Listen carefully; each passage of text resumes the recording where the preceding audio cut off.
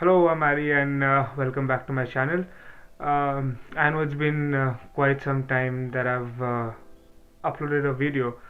So I did ask certain people about the language preferences. So majority of the people are comfortable in English, but just because I am trying to focus my audiences in India, because this channel is especially for the Indian students. So I would like to, like keep it in our language as well, which is Hindi, and I would say, or maybe I'll speak in English as well in the middle. Most of the students or people in India will be comfortable, and it'll be easier for me to help them out as well. So let's switch uh, तो आइए आज बात करते हैं एक नए topic पे, which is the overview the overview of studying in Canada. I know it's pretty stressful. मैं भी एक टाइम पे ये फेज में था कि क्या करें.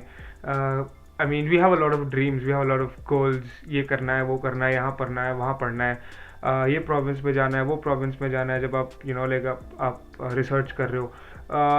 बट देन एक पॉइंट पे ये भी आता है कि where should I start.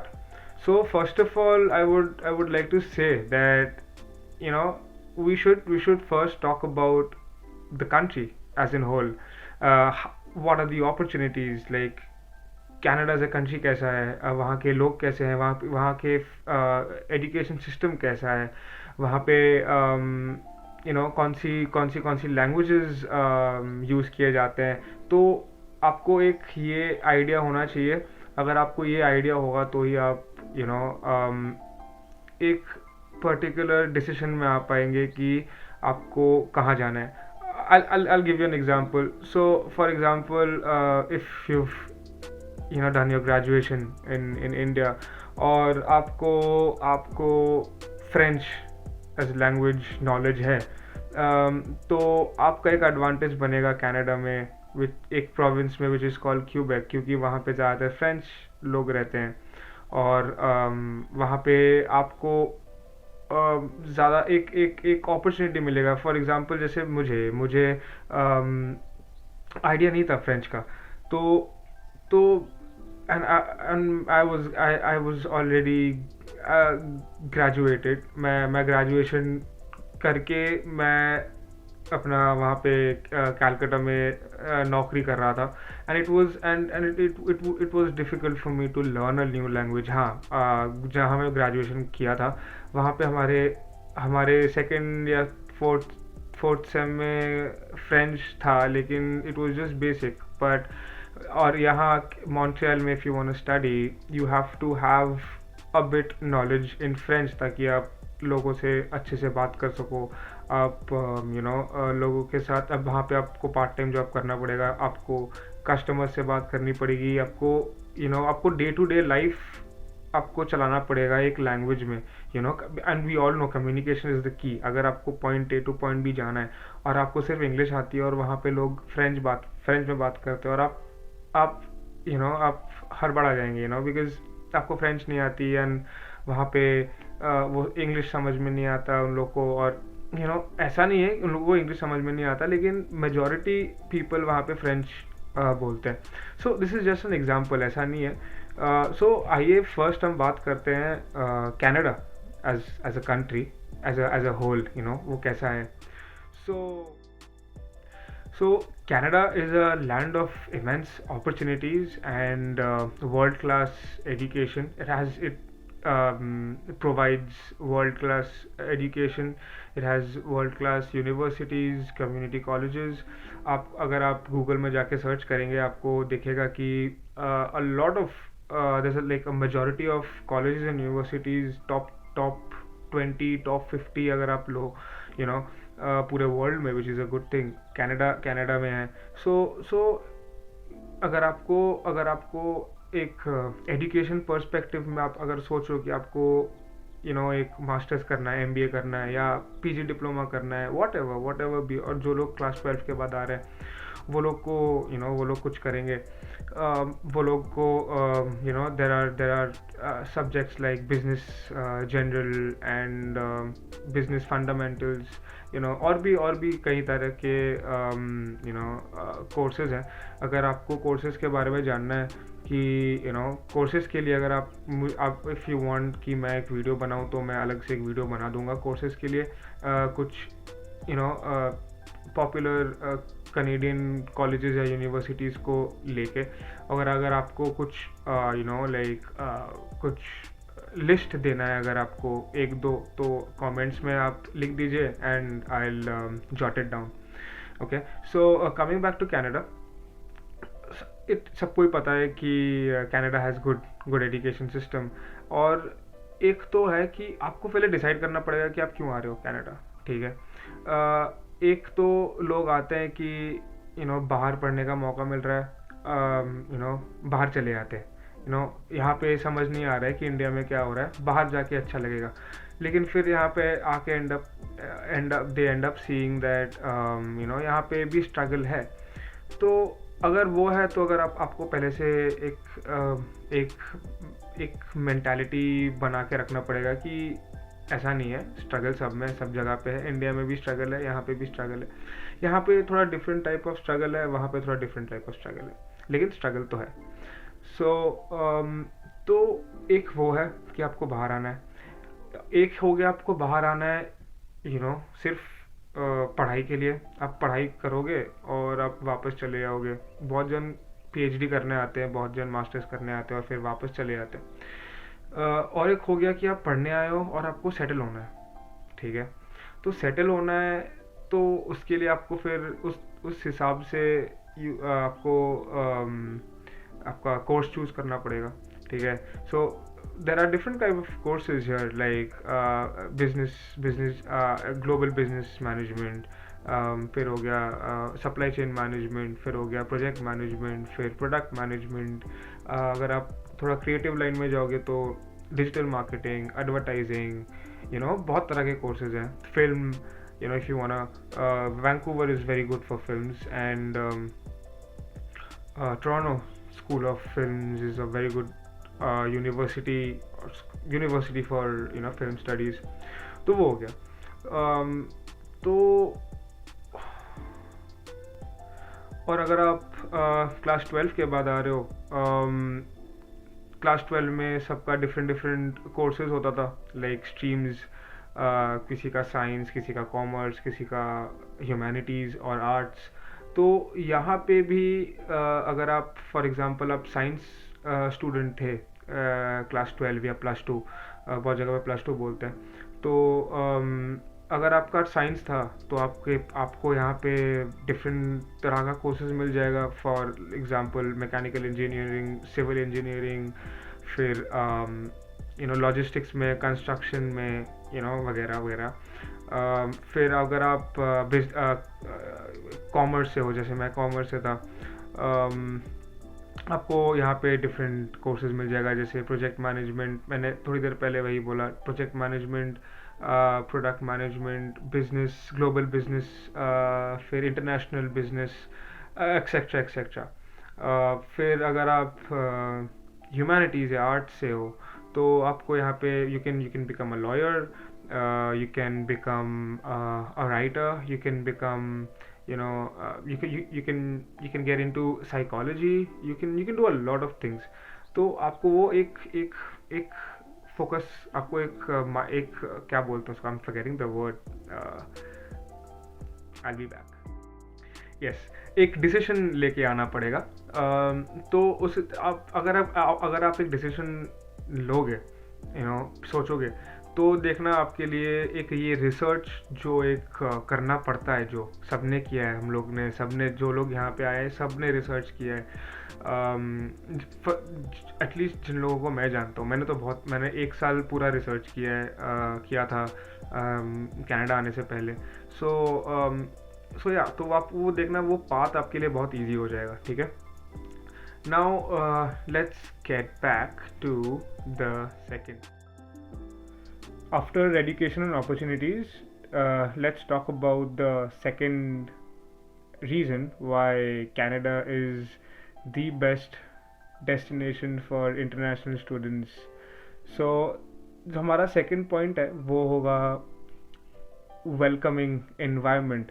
Bye welcoming environment I mean यहाँ के लोग अच्छे हैं. Simple is that. यहाँ के लोग एक्चुअली अच्छे हैं. मैं जब इंडिया में था, मैं जब रिसर्च कर रहा था, मैं पढ़ता था कि कैनेडियंस आर कंपैरेटिवली काइंड और उन लोगों का बिहेवियर अच्छा है. तो मैं तब भी थोड़ा सा स्केप्टिकल था कि यार सब जगह पे आप कोई भी कंट्री के बारे में पढ़ोगे तो वो लोग तो बोलेंगे ही कि वो लोग अच्छे हैं. लेकिन टू बी ऑनेस्ट जब मैं यहाँ पे आया मुझे आके पता चला कि यहाँ के लोग सही में अच्छे हैं. यहाँ the people are very polite, they are very kind. यहाँ पे अगर आप there are certain gestures and cultural differences जो मैं आपको बाद में बताऊंगा पॉइंट में, कि यहाँ के लोग बहुत बहुत सॉफ्ट स्पोकन, लाइक बहुत ही अच्छे हैं.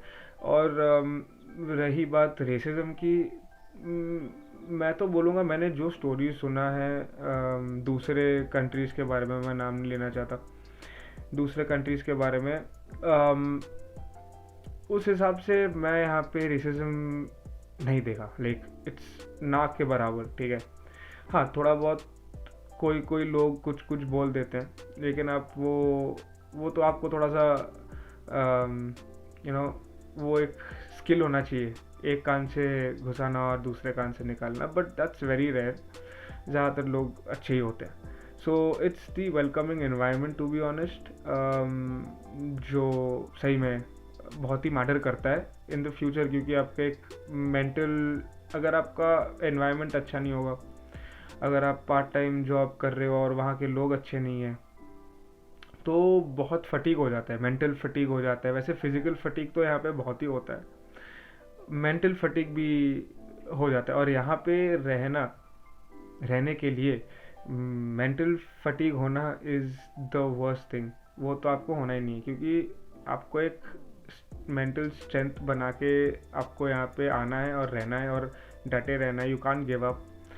सो या that, so that's the second point. Now let's get into the third point. Would be for students who is planning to come to Canada for research. जो लोग research work करना आना चाहते हैं, for example जो लोग PhD करना आना चाहते हैं, for them Canada is a very good place.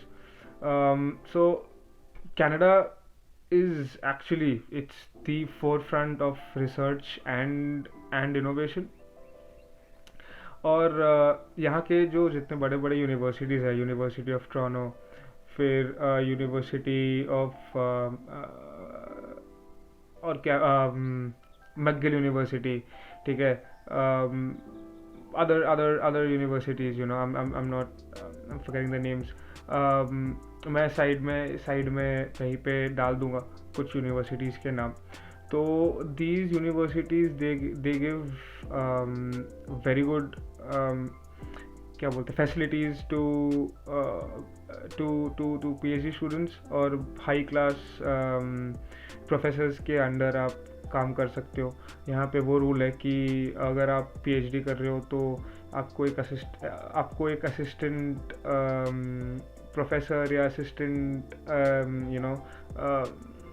के हिसाब से, एक प्रोफेसर के असिस्टेंट के हिसाब के अंडर, मतलब I am not being able to, okay I will reframe it again. So अगर आप PhD यहाँ पे कर रहे हो तो आपका यहाँ पे एक रूल है कि यहाँ जितने भी प्रोफेसर्स हैं हाई क्लास और leading professors in their particular field, उनके अंडर आप as an assistant research work कर सकते हो, and they'll give you stipend. क्योंकि as far as I know, यहाँ पे अगर आप as a PhD student काम कर रहे हो, आप पार्ट टाइम जॉब नहीं कर सकते इन द सेंस आपको टाइम नहीं मिलेगा. सो क्या होता है यहाँ पे, जब आप प्रोफेसर्स के अंडर काम कर रहे हो तो वो प्रोफेसर्स प्रोसेसर्स प्रोफेसर्स आपको स्टाइपेंड देते हैं जिससे आपका महीना चलता है, and obviously the stipend is quite enough महीना चलाने के लिए, ठीक है। मैंने आपका stipend will be is equal to someone who is doing a part time job, ठीक है। तो ऐसा डरने का नहीं है कि अरे पार्ट टाइम जॉब नहीं करनेंगे तो फिर कैसे होगा, ऐसा नहीं है। स्टाइपेंड भी अच्छा खासा ही होता है, क्योंकि रिसर्च वर्क और पीएचडी अच्छे यूनिवर्सिटीज़ में होते हैं। कॉलेजेस में, कम्युनिटी कॉलेजेस में रिसर्च वर्क एंड पीएचडी नहीं होता। So yes, now let's talk about the fourth point, which is now that uh, let's talk about the fourth point, which is cultural experience. ये ही मैं बोल रहा था जब मैं वो हाई क्वालिटी वेलकमिंग एनवायरनमेंट के बारे में बोल रहा था, वहाँ पे कल्चरल डिफरेंस आ गया था। सो यहाँ का कल्चर ना बहुत डिफरेंट है। So my one of the reasons of coming to Canada is exposure, ठीक है। मैं 3 साल बाहर रहा हूँ। I am originally from Calcutta, but I did my graduation from Bhubaneswar. तो मैं 3 साल मैं घर से बाहर ही था, और वहाँ पे ना बहुत डिफरेंट स्टेट से लोग स्टूडेंट्स आए थे, एंड इट वाज, जब मैं फर्स्ट टाइम गया था, मैं वहाँ पे 3 साल रहा। I got a lot of exposure, I got to know a lot of things, I learned a lot of things.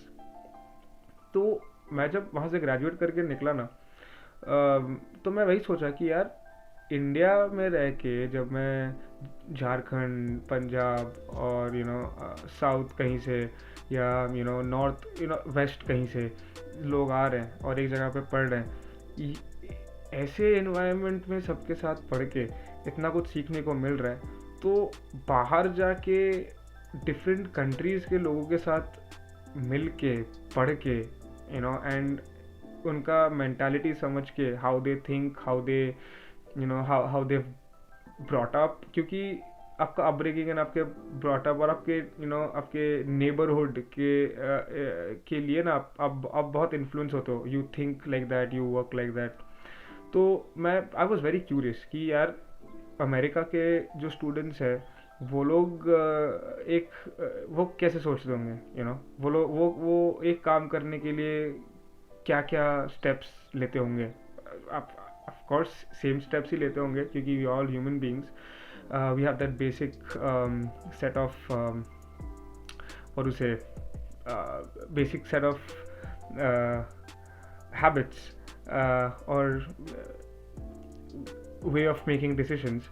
लेकिन थोड़ा सा तो डिफरेंट होता ही होगा, मेंटालिटी तो डिफरेंट मैच ही करता होगा। या तो आइडियाज़, क्या एक पर्टिकुलर प्रोडक्ट के बारे में, for example we are creating an advertisement, and मेरे पास कुछ आइडियाज़ आएंगे विच विल ऑब्वियसली, वो मेरे चाइल्डहुड और मैं जहाँ पे रहा हूँ उस हिसाब से I will get ideas, right. और अमेरिका में वो लोग थोड़ा different different way of living उन लोग का है, तो वो लोग थोड़ा डिफरेंट वे सोचेंगे। तो I was very curious, right. So यहाँ पे वो कल्चरल डिफरेंस आ जाता है। तो आई वॉज वेरी इसलिए मैं आना चाहता था, and obviously education, quality education. So यहाँ पे जो कल्चरल एक्सपीरियंस है ना, ये बहुत ही डिफरेंट है। फॉर एग्जाम्पल मैं बोला था, यहाँ पे people are very kind, they have this cultural gesture of saying thank you and sorry and so these kind of things, so they're very polite. अगर आप नहीं बोलोगे तो वो थोड़ा सा बुरा मान जाते, बुरा नहीं मानते, मतलब थोड़ा सा रूड उन लोग को लगता है। या तो फॉर एग्जांपल आप सामने हो और आपके पीछे कोई है, और आपके सामने आप कोई स्टोर में घुस रहे हो और आपने दरवाज़ा खोला, बट आपके पीछे थोड़ी देर थोड़ा सा दूर ही है, लेकिन पीछे से लोग आ रहे हैं, ठीक है। तो यूजुअली क्या होता है कि बंद कर देते हैं, लेकिन यहाँ पे वो एक है कि दरवाज़ा खोल के रखो जब तक वो आदमी या that lady is not coming in. आप पकड़ के रखो, वो आएंगे, फिर यू से थैंक यू, ही और she will say no problem और इट्स ओके। एंड ये यहाँ पे वैसे ही है। अगर आप यहाँ पे वो नहीं करोगे यार, अगर आप थैंक यू नहीं बोलोगे, तो यहाँ पे लोग थोड़ा सा रूड मान लेते हैं थोड़ा सा। कुछ बोलेंगे नहीं, लेकिन वही, सो ये कल्चरल डिफरेंस है. So that. Now let's talk about the fifth point, which is one of my favorite points, क्योंकि ये भी और एक रीज़न है मैं क्यों यहाँ पे आया हूँ और मेजॉरिटी लोग स्टूडेंट्स क्यों यहाँ पे आते हैं, which is post graduate work opportunities. So यहाँ पे कनाडा एज अ कंट्री, यहाँ पे स्टूडेंट्स लोग के लिए, not just for Indian students, for students across the globe, उन लोग के लिए इतना एक easy way of everything. When I'm saying everything, I mean it. It's everything. सब जगह पे लोग ने इतना easily accessible कर दिया है. तो it's a very good initiative by the country, and ये students लोग के लिए भी बहुत ही effective है for the future, right? So post graduation work opportunities के अंदर एक ऐसा आता है जो है कि अगर आप यहाँ पे एक साल पोस्ट ग्रेजुएशन कर रहे हो तो आपको एक साल का वर्क परमिट मिलेगा, और अगर आप 2 साल का पोस्ट ग्रेजुएशन कर रहे हो तो आपको 3 साल का वर्क परमिट मिलेगा. So obviously it is better to study 2 years and then get 3 year work permit, क्योंकि आपके पास वो 3 साल का एक स्पैन रहता है यहाँ पे रह के आपका जो फ्यूचर प्लान्स है वो सॉर्ट आउट करने का. अगर आपको यहाँ रहना है तो आपको PR के लिए अप्लाई करना पड़ेगा, और अगर आपको वापस जाना है तो आपको वापस जाना है. सो उसके लिए कुछ नहीं है, उसके लिए आप एक साल का कुछ कोर्स लेके यहाँ पे आ सकते हो. बट अगर आपको फ्यूचर के लिए सोचना है, आई वुड सजेस्ट कि आप एक साल का कोर्स लेके मत आओ, क्योंकि एक साल में किसी को PR नहीं मिलता, टू बी ऑनेस्ट. आपको अगर मिलेगा भी ना तो वो एक रिस्क फैक्टर बन जाता है, क्यों इतना रिस्क लेना. अगर आप कर ही रहे हो, पढ़ाई कर ही रहे हो, तो यार और एक साल कर लो ताकि आपको वो 3 साल का एक वो बेनिफिट मिले, ठीक है. सो दैट, एंड और भी बहुत तरह की अपॉर्चुनिटीज़ है, जैसे there are certain provinces which have certain programs. For example, RNIP का फुल फॉर्म है rural nominee immigration pilot program. So and फिर और एक है Atlantic program, northern Atlantic program, ऐसे करके कुछ है. So there are lot of schemes for students.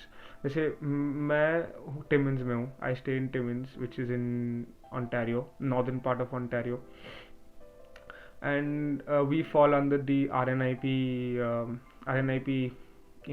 category. So RNIP, ये जितने भी schemes है ना, RNIP हो गया या तो Atlantic program हो गया, ये सब schemes actually is done by the government to those particular cities or towns which are yet to develop, ठीक है. वो लोग चाहते हैं कि वहाँ पे ज़्यादा जल्दी ग्रोथ हो और वहाँ के स्टूडेंट्स बहुत जल्दी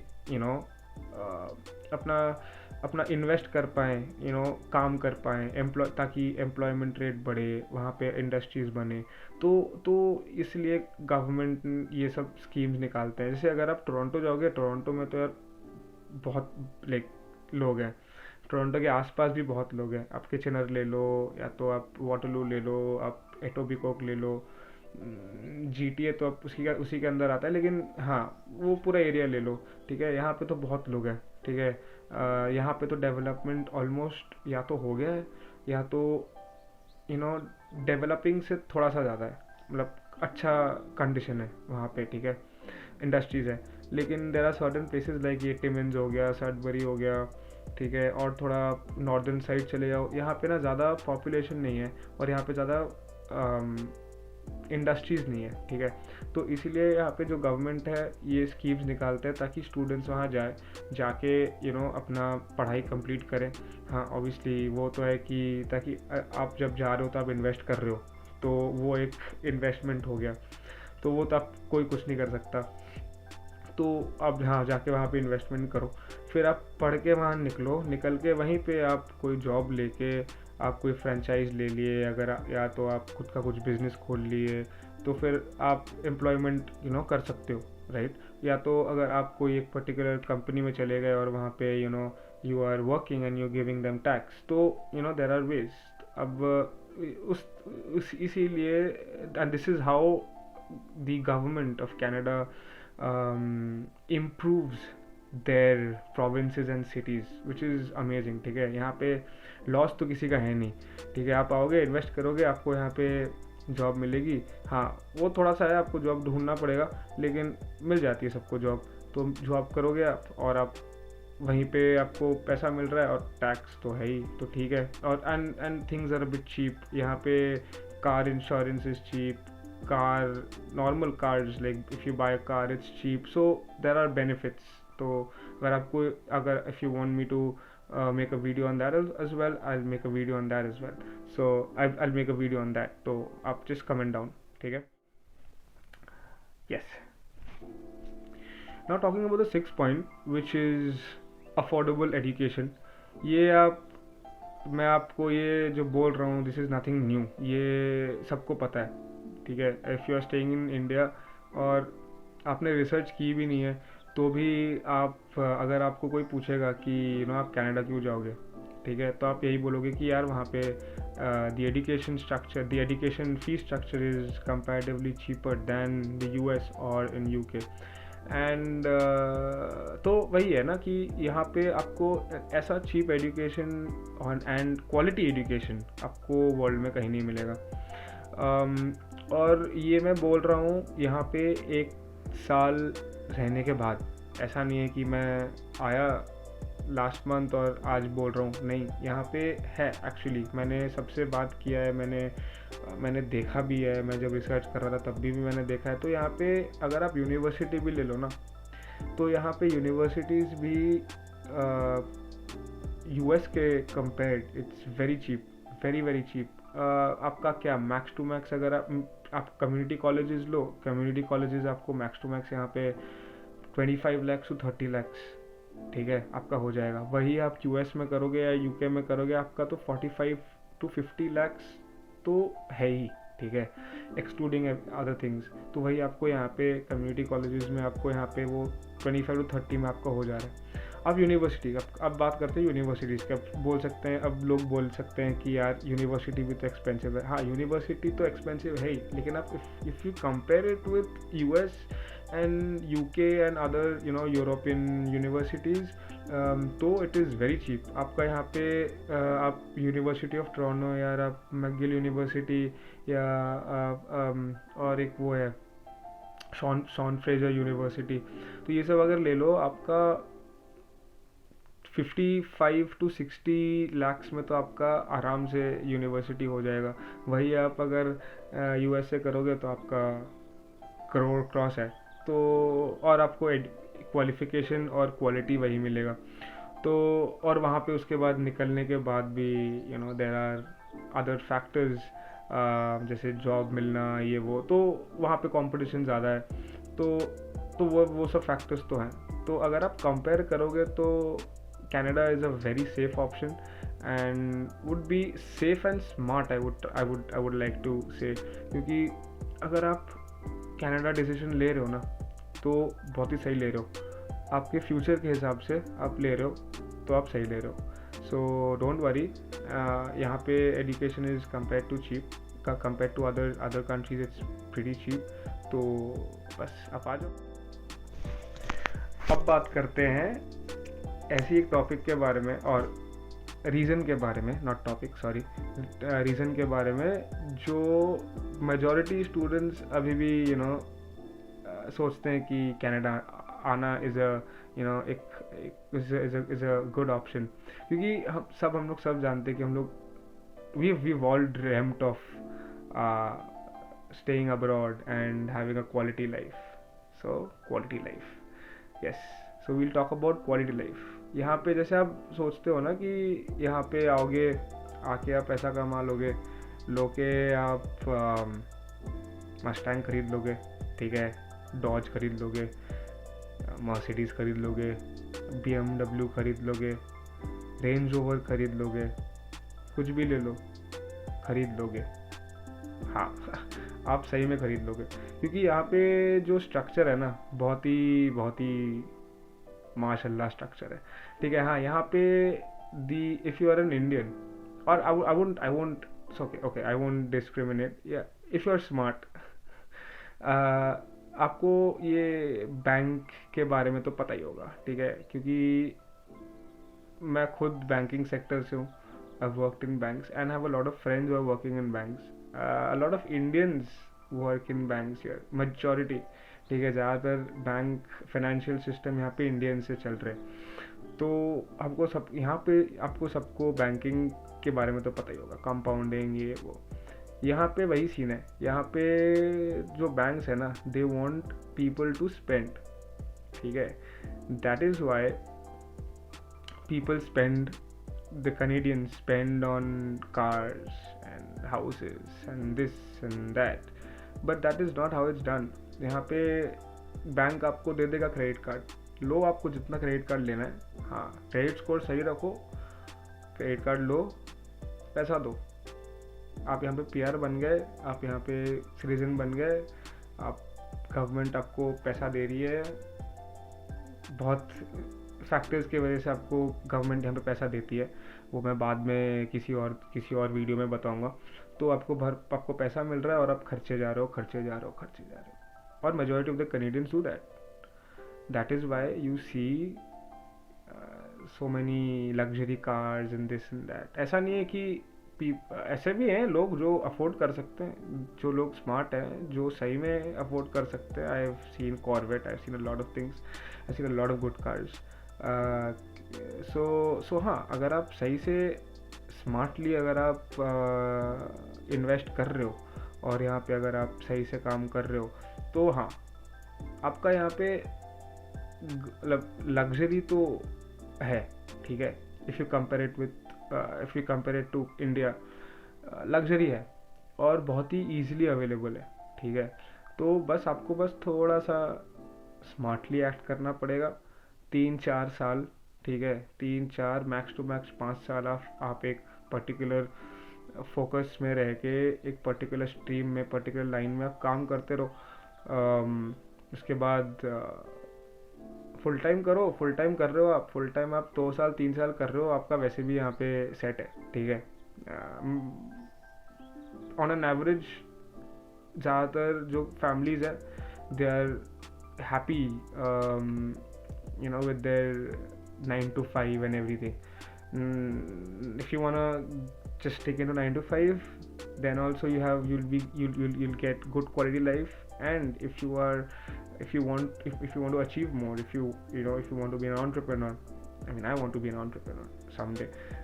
If you want to be an entrepreneur, if you want to have your own business, if you want to start up something, then तो आपके लिए ये जगह मैं बोलूँगा इज़ हेवन, ठीक है। Just stay focused and don't lose hope and work hard, just work hard for some years, उसके बाद आप रिजल्ट देखिएगा। I know that this video is getting pretty long, but ये लास्ट पॉइंट के बिना मैं तो नहीं जाने वाला, क्योंकि ये स्टूडेंट्स लोग के लिए बेनिफिशियल है, and this particular channel is mainly for students. तो the last point would be scholarship and bursaries और फाइनेंशियल एड। यहाँ जितने भी यूनिवर्सिटीज़ है, जितने भी कॉलेजेस है, सब कॉलेजेस में स्कॉलरशिप एंड फाइनेंशियल एड है, ठीक है, डिपार्टमेंट है। अगर आपको कोई भी प्रॉब्लम हो रही है वाइल स्टार्टिंग, आप जाके वहाँ पे बात कर सकते हो and they will help you out. और while applying, if you want to get if you want to endorse yourself in a particular scholarship or financial aid or bursaries, you can actually, और मिलता है। मेरे first year में मेरे classmates को मिला है, ठीक है, स्कॉलरशिप। तो और फिर अगर आप अच्छा परफॉर्म कर रहे हो अपने एकेडमिक्स में और एकेडमिक्स में, टू ऑल द ग्रामर नाजीजिया, सो अगर आप कर रहे हो तो आपको मिलता है, यहाँ पे सबको मिलता है। अगर आप परफॉर्म कर रहे हो सो आपको डेफिनेटली यहाँ पे स्कॉलरशिप मिलेगा। और ऐसा भी नहीं, अगर आप $500 स्कॉलरशिप भी है ना, तो that is also a very big thing, ठीक है। ऐसा नहीं कि यार $100 का या $500 का स्कॉलरशिप मिला तो कुछ कटा ही नहीं, बहुत मैटर करता है। हाँ, $10 भी बहुत मैटर करता है। जब आप यहाँ पे काम करना शुरू करोगे ना, तो स्टार्टिंग में मेरे को भी लगता था कि यार क्या है $10। फिर जब आपका जाता है ना, अब आप पार्ट टाइम में होते हो, तब आपको लगता है कि यार फॉर एग्जांपल $30 चलेगा ना, तो आप ऐसे सोचो कि यार मेरा 2 घंटे का शिफ्ट का पैसा चला गया, ठीक है। तो ऐसा ही होता है, and which is very normal. और अगर आप ऐसे सोच रहे हो, ना, तो ही आप सही सोच रहे हो, ठीक है। अगर आप बस उड़ाए जा रहे हो और बिना सोचे, तो आप दिक्कत में हो भाई, ठीक है। अभी नहीं हो तो बाद में होगे, कभी ना कभार तो होगे, ठीक है। तो वही है। So yes, so there are scholarship opportunities, financial aid opportunities. Just ये आप दिमाग में रहो कि आप खुद अप्लाई कर रहे हो या आप कोई एजेंट के थ्रू अप्लाई कर रहे हो। डू लेट देम नो कि ये एक सब कॉलेजेस में स्कॉलरशिप होते हैं, and I want you to apply scholarship for me, ठीक है। This is to all the students who will be or who are applying their files through agents, ठीक है। तो यही है। I think we've touched mostly all the points. लेकिन अगर आपको कोई points add on करना है, you can comment it down below. And yeah, if you want me to make more videos, if you want me to make videos on a particular topic, तो आप comment down कर दीजिए। मुझे पता है बहुत जन कमेंट डाउन नहीं कर रहे हैं, लेकिन ठीक है, कोई नहीं, कमेंट डाउन कीजिए। मैं फिर से 2 दिन या 3 दिन बाद एक वीडियो आएगा, तो आप देखिए, लाइक कीजिए, सब्सक्राइब कीजिए और कमेंट कीजिए। And please support me and help me out, and I will give you more information or informative videos on Canada. So yeah, bye bye, take care, and see you soon.